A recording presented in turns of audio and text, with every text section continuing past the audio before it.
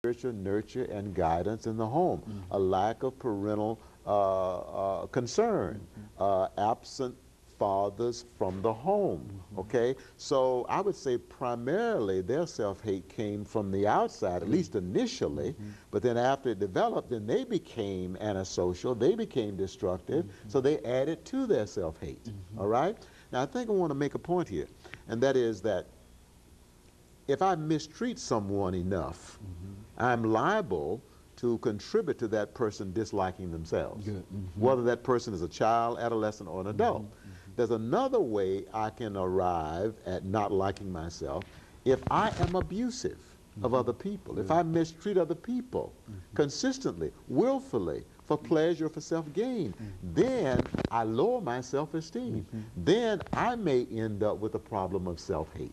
So my point is that a lot of the increase in the violence that we see in our schools, our family life, and our community is a manifestation of self-hate. We've got a problem of self-hate in our society, and we need to take a close look at it. It is not just a psychological problem. It is not just a physical problem. It is not just a social problem. It is, I believe, more deeply a spiritual problem that's going to require primarily a spiritual solution.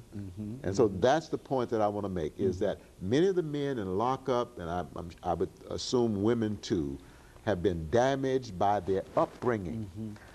They didn't handle their very low self-esteem well, so they became self-destructive and destructive of other people. They added to their very low self-esteem that was engendered by parental neglect, parental abuse in many cases, okay? So now what do we do with it?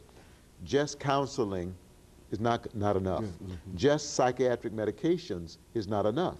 Just being confined is not enough. These people need the kind of spirituality-based counseling and psychotherapy and intervention that's going to help them alter their belief system, because many of them believe that they are no good, that they are worthless, that nobody cares about them, that they're inferior. Now, how do I alter that belief system? Well, I've got to offer that person a belief system that enables them to have faith in a power higher than themselves, and that power is God. I've got to offer them a lifestyle, all right, in which they can access that power, the Spirit of God, that changes beliefs, that changes attitudes, and that changes behavior.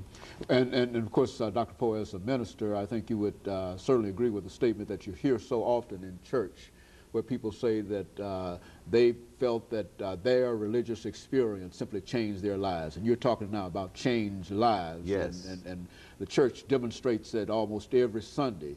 And if you can somehow get these young people in that environment, you see, they might not understand everything that goes on there, but if they can get it into that environment, that there is a change and a life-changing force there somewhere, then you're saying that we can do better in terms of meeting the problems of violence. Yes, and I think that we need...